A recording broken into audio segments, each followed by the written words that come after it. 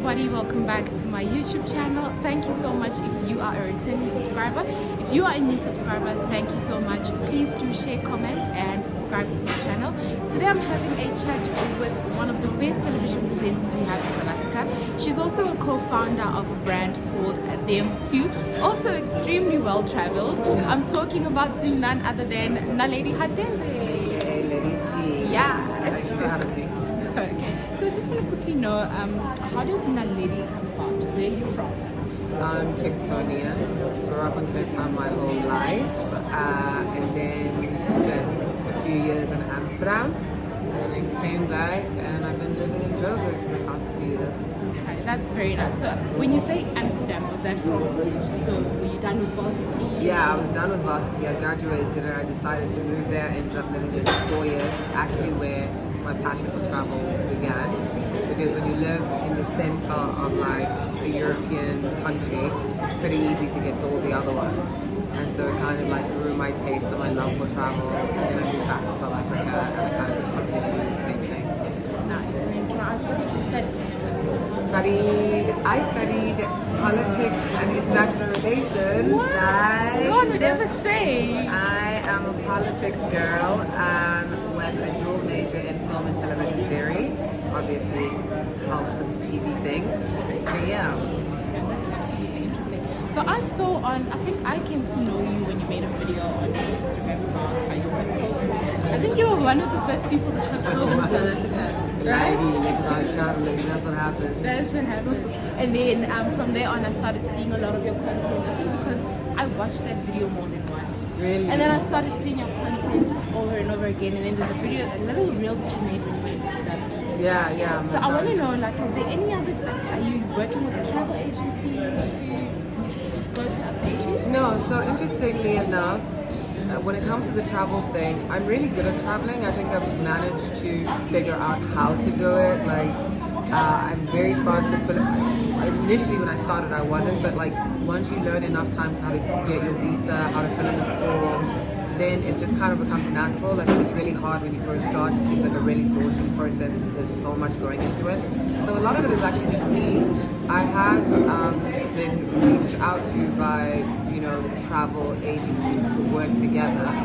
But more than anything, I just prefer to do things on my own because, once you get the hang of it once, you can actually get it done. Like, and then you don't have to pay certain fees that you might necessarily incur with other agencies. Do you know what I mean?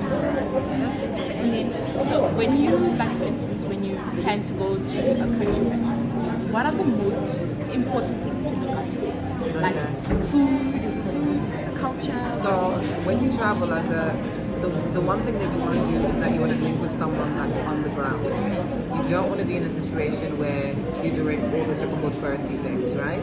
And the nice thing about social media is that that's pretty easy to figure it out, especially if you know somebody that's already been there.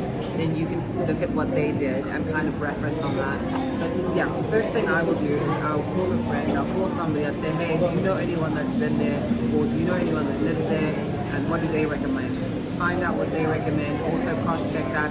You can do easily on Google. Just like Google search the secret spots of whatever, you know what I mean? And you'll find those. And those usually tend to be the best, guys. Word of advice.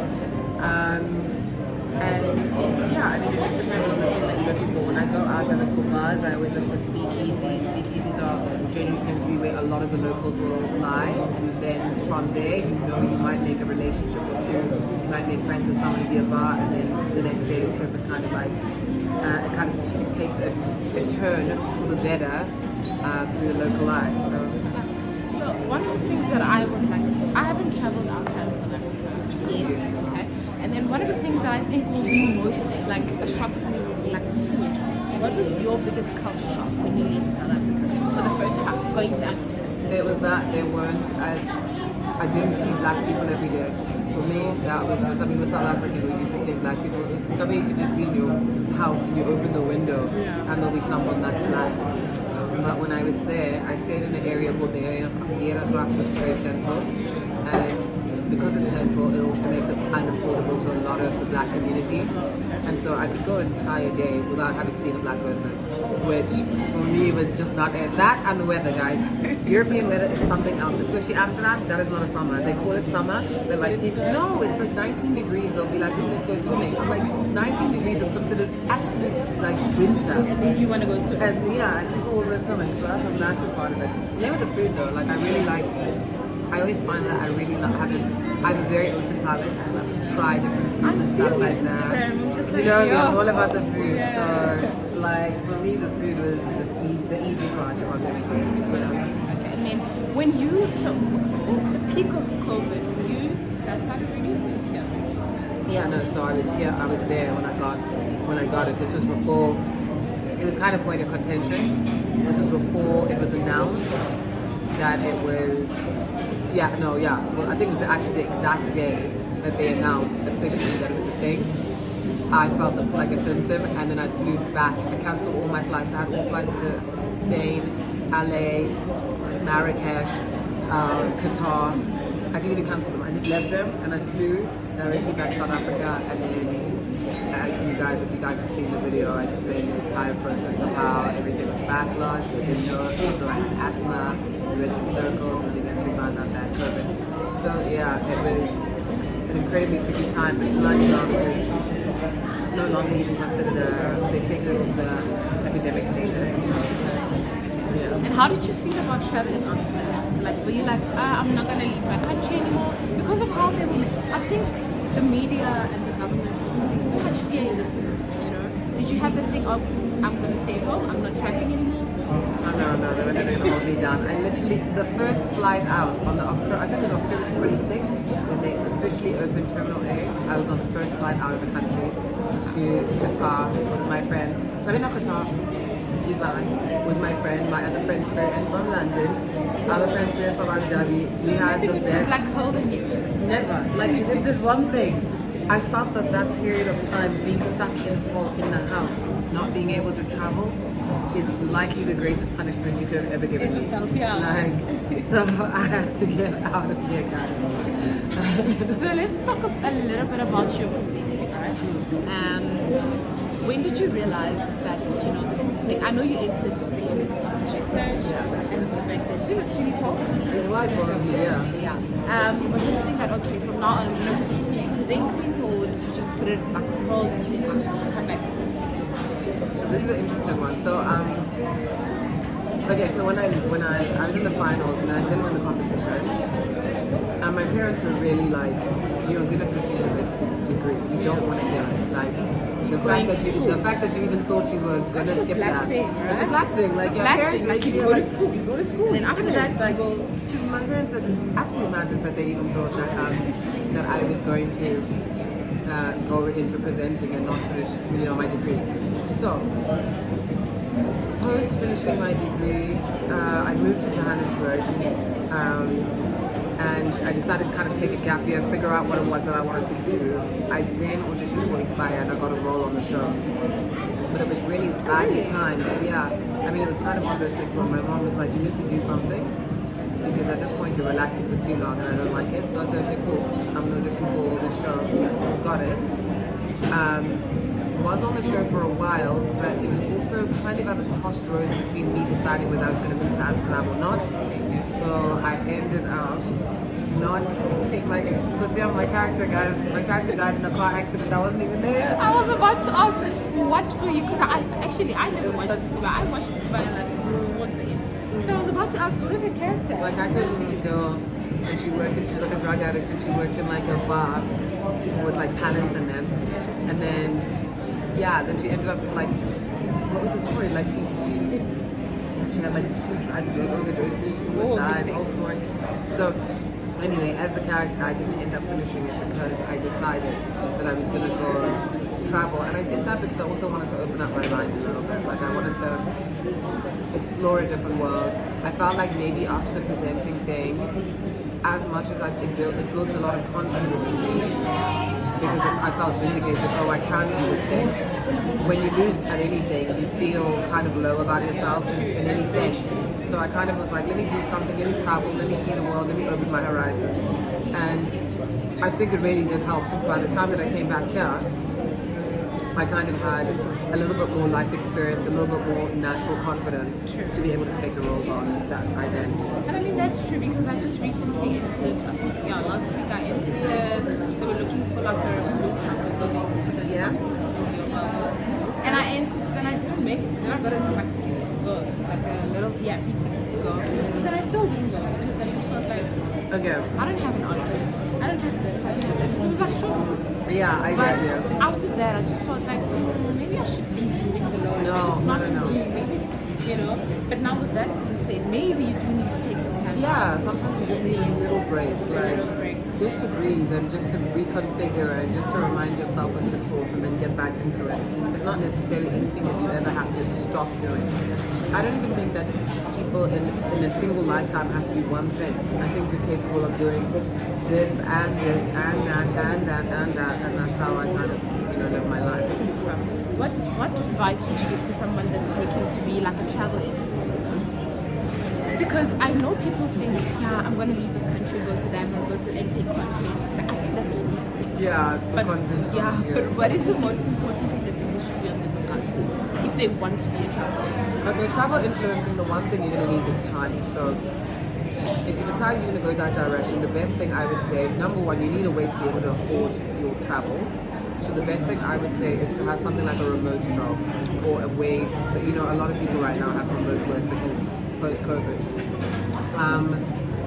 The best thing I'd say is a lot of where I save a lot of money, and it's a fortune of mine because I've managed to make friends in different places, is that I generally won't stay in hotels. Okay. I'll stay with friends. And how do I do it? Like, let's say I go, I don't know, I went to London, I made friends with people that I'd never, made friends with new people. Oh, one of the friends is French. Okay, cool. The next time I'm going to stay at your house. And lo and behold, it becomes like building relationships. It really is. Like, you build a relationship, you build networks, and then you also know that if they're going to come on this side and they say, hey, can we get some advice? Can we know where to stay? Generally for a lot of people coming into the country, it's quite cheap for them, so they don't mind booking accommodation. But my apartment is open for them. If they were to ever turn around and say, hey, we'd like to take you up on an offer, I'd say, yeah, you have a place to stay. But I tell you right now, even my trip now, I'm going to New York tomorrow. For an entire, no, BT will do in LA.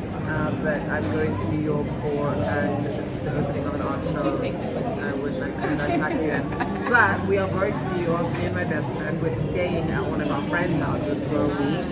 And that's saving us a significant amount of money. So money is going to be a massive issue. So you also have to choose places that are within reason for you. This aspiration of going to Monaco at the first turn, like, you can't do that. Like, I can't go to Monaco at the current moment. Like, it's beyond crazy. But I choose places that are beautiful, that are interesting, and this world is full of so many different options that you really can. So and also travel Africa. I'm not going to say it's cheap. It's not. It really is not. South Africa is exceptionally cheap for an African country. Every other African country suffers from inflation and all kinds of things, but I would say a really good place to start just from proximity is traveling Africa and actually seeing what the continent has to offer. And then for someone like me who hasn't been outside of South Africa as yet, what are the top 5 countries you'd say I need to go visit first? London is my favorite by far. It is. I thought about it. It's an easy. Reason being, it's an easy cultural understanding, kind of Commonwealth background that the USA and the UK would have. It is a huge city. There are ample things to do. Like, it's endless. I don't know how many times I've been, and all the time I'll find something new to do. You have different options of experiences. It's not necessarily limited to only doing lavish things. You can go beach drill and go to the local pub and it'll be fun. Okay, so I would say London is one. Plus London. They love our music. Yeah, I'm a pianist. Oh, okay. I actually see your legs. Dude, that's why major leagues are always have residences and stuff like that, right? Oh, they love Who's it. this guy? One from Victoria. Focalistic. Focalistic. They're always there. Focalistic, Tixie, Major Leagues, all of them are always there. Like, UK is the one place that they know with it. So second place I'd say is France.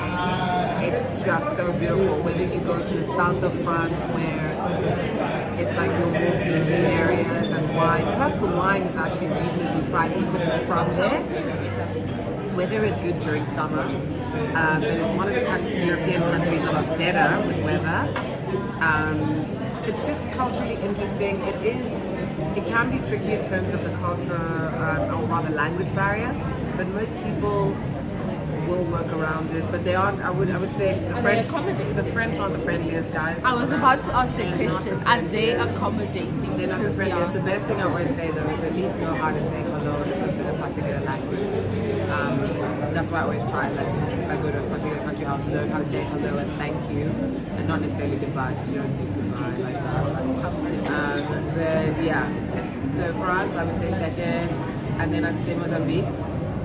Mozambique looks so. That place looks so intimate. Vilanculos is beautiful. It's beautiful oceans. It's a place that you don't have to go so far, like all Maldives. It's the water is blue and turquoise. So everything you see on pictures is exactly like exactly as it is. Like there's no need to edit it. Like a lot of it is fresh catch fish, which I like. Sustainable. Is that why you love seafood so much? I love seafood. It's like Cape But yeah, and it's just right around the corner from home, an hour and a half flight if you're going specifically to Vilanculos. But Maputo is also interesting as well. Fourth, I'd say Amsterdam. Amsterdam only because I used to live there. Shout out to the Dutch. They are a very welcoming people. South Africans love it there. I promise you can't make it down the road without bumping into someone from South Africa. Really? Yeah, literally. Like South Africans really love it there. You probably feel more welcome as well. Yeah.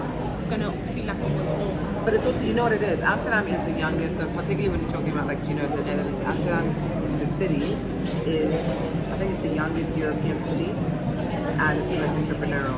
So everyone is young, everyone is entrepreneurial, it's a melting pot of cultures, people are from everywhere.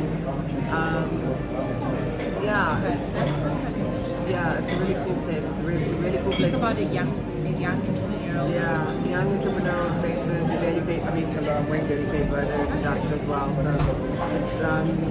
it's like a place where a lot of things can happen. Yeah, it's one of those things. It's one of those places where things can happen. Like so, I'll always appreciate it for that. And then so what? That's four now. Now Salah, Cape Town for sure. Yeah. I would never ever I was waiting for Cape Town. Like how I would never ever leave my own. Cape Town, categorically one of, if not the most beautiful place on earth. Just lined with beaches, and then lined with mountains, and then winelands, and then I mean just again melting pot of cultures, people from everywhere, and the weather is so giving. I always see so like, giving. when people are there on holiday, they actually say, one thing they always speak about is the weather. The weather is like ridiculously good. And on top of it, there are so many things to do that are actually affordable. Like everything that I really like hiking. You don't pay for that. You can go to the botanical gardens, you don't pay for that. Literally, okay, fine, see? Okay guys, so you heard it well, okay? Those 5 countries, make sure that if you are like me, I think I'm gonna go to Amsterdam first. Amsterdam, you'll love. You'll love because of the Amsterdam. entrepreneurial spirit you spoke about. You'll love and it. how the young people are. And it's bicycle, it's cycling everywhere. So you just hire a bike at the beginning of the trip and you cycle right through. So you're saving on Ubers, little things like that. Nice. Let's get into beach. Are you going to the beach too? I'm not actually, but I think some of our people from our team are. Yeah, I'm gonna be in New York at the time, and then I cross to Atlanta. So I'm not gonna be at the Beauty Awards, but they should be extremely fun because we have like 3 people that are nominated. Is it Happy Cooper? I don't know their names. I know their faces. I will point to it. I know this one and I know that one. But is it not? My cash out, no, KO, yeah. KO, and then I forgot the KO for Cindy, yeah, and I forgot the last one, yeah. But the last one, yeah. Shout You're doing out amazing. You're doing amazing. Thank My you. mom was always like, when I told her I'm gonna have a chat with you, right? So there's a voiceover you're doing. Oh yeah. And then he was like an advert, and I'm like, Mom, this girl that speaks to me on that so much. She's like, oh you're gonna also speak like have that British accent. No, where's it gonna come from? You know, the accent is so mixed. I literally don't even know where I get it from, and I try to explain it to people. No, but you're so well traveled, and you've been to so many parts of the country. It only makes sense for you to like quickly adapt to what those countries it's are. almost kind of like a code switch or something. Yeah. It's not something that you plan and say. Yeah, I don't think about it like it's it happens when it happens. It happens when it happens. Yeah. So yeah, my mom was like, yeah, no, this girl is beautiful. And then we were on your Instagram page for like a good hour. Is this her? Is this the same person? No, but she looks different. I'm like, it's her. When I change my hair. Yes, when she changes her hair all the time. That's the worst part about it. When I change my hair, everyone is like, you look completely different. I'm like, yeah, okay. But you're doing extremely amazing. The work that you do on like every time we're on the red carpet, it's like Naledi, like even when I approached you, I'm like her. It would be actually very interesting to speak to Naledi because I don't think a lot of people know, where Naledi is, like how she came about. Yeah, sure. Outside of that popular it's not video a particular, that also. yeah, it's not a particularly well-known story, but shout out to you for like having a conversation with me. And I honestly feel like it's good that you decided to take the initiative of finding out exactly like what it is that you want to do and like where you want to travel because you have so much time. People always say life is so short. I'm like, no, life is not. It is so long. There is so much time to do all the things that you want to do. I think social media gets to us a lot to a point where we think we don't have time to actually do. Because when you're on social media, you see someone live their life. Exactly. You don't know how long it took for that person to get to You have no idea, yeah. And it creates a sense of like, maybe like a sense of envy over someone's situation. Then it's really also like, I am a huge advocate of saying whatever you see on social media is so particularly hard curated for you to see. You are seeing the very polished version of what somebody wants you to see. You're not actually seeing what's really happening. So, in their life. yeah, if there was one point, if I could push that. Even me, you guys see me on social media, you guys see, oh, and it's nice and I let it, little do you know what it either took me 700 photos to get that one shot, or it took me spending my rent to get somewhere.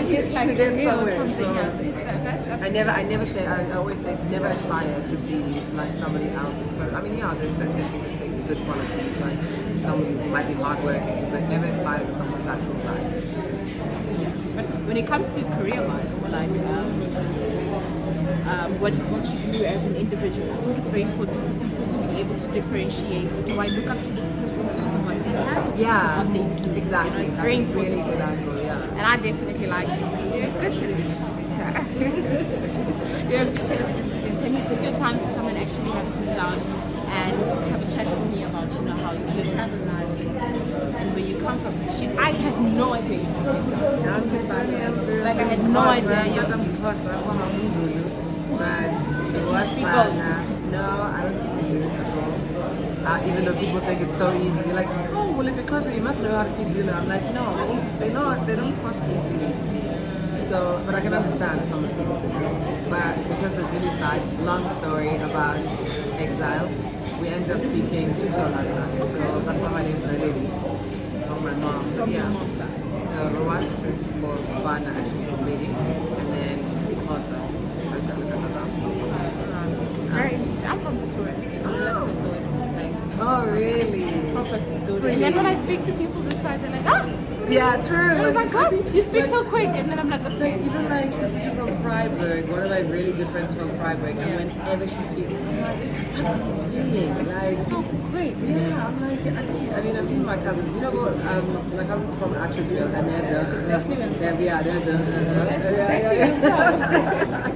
oh, my cousins roast me. God, I hope they don't watch this. Whenever they hear me Please watch this, cousin. Whenever they hear me speaking to whenever they hear, they're like, Dolly. What are you? But I think the onus is on them to teach you. That's exactly it, because I grew up my entire life up until I was at least 11, not knowing that my mom was, because I thought we were Xhosa. We grew up in Cape Town. My mom's from Xhosa, so she knows that she's Xhosa. My dad is fully. And it was only when I moved to Joburg, from like grade 11 to from 11 to 13. And it was when I moved to a school called Montrose, and there were these girls, and they told me you've got 1 year to learn how to speak Sesotho or Tswana because we're not speaking to you in English. And for a year, these two girls named Tracy and Chloe, shout out to you girls, haven't seen you forever, taught me how to speak vernac. I had to learn, and it was totally dull, but at the same time, it was still like, you know, I get by. And to this day, I always say shout out to them because it was the reason why I learned an entire language. I looked at my mom, I was like, how did you not ever speak this around me? She goes, when was I going to speak it? We had cakes on. Yeah, you know? Hopefully when I get to see you again, I'll teach you Spitori. Please. Yeah, but the thing is with Spitori, now you need to be around those people. You have to be able to understand. Even if you was one person, it's gonna take quite some time to actually hear what. It's but true. if you're around in the mix, like sure, you yeah, like you get into the head. That's it. Like that's it. So I know. I mean, I can suppose even when I was younger, we used to hang around the cousins and stuff like that. At the end of like the December holiday, you could feel it really clicking with you. But then I go back to Cape Town for an entire year and not hear any of it. Things change. Yeah. Thank you so much, Naledi, for taking out your time to have a chat with us. Guys, this has been by far the best. I think by far the best interview I've had because she's so like natural and so like free spirited. Like oh my gosh, and then she comes and apologizes for not wearing makeup. But she's so beautiful. No, okay. First of all, guys, crazy day, and I told her about it. Crazy day via hair, crazy day via nails. But you still look beautiful, so that does not matter. No, but thank you so much for having me, and you're such a sweetheart. Thank you so much. All the best for your travel. Thank you very much. Next time, do think about me and take me with you. Next time, I'll pack I'll you just in my be a bag. photographer. Like, I'll just take content. But of course, like you know what, I've even written, and if you guys want to check out more information on how to travel, I have written a lot of travel posts on my Instagram that give you and break down advice on how to get things like visas, how to get like longer stay visas and all that stuff. So just go through my page. It's going to be it might be long to get to it, but it's good information. And I took a lot of information about this from your page because I really I want to go to Sydney. No, it's so worth it. But you now could even Amsterdam drive if you really wanted to. Like, yeah, it'd be like a 6-hour drive though to Bangkok, but well, I'm definitely gonna check it out. Thank you so much, Naledi. Guys, thank you so much for watching this video. Next, I hope she can help me get Shamiso. I'll get Shamiso. That's the best day. Yes, then we can have a chat with Shamiso and then she can give us a little breakdown into her life of being a television presenter, content creator. But otherwise, that's it from me for today. Do not forget to comment, to share, and to subscribe to my channel. Thank you so much, guys.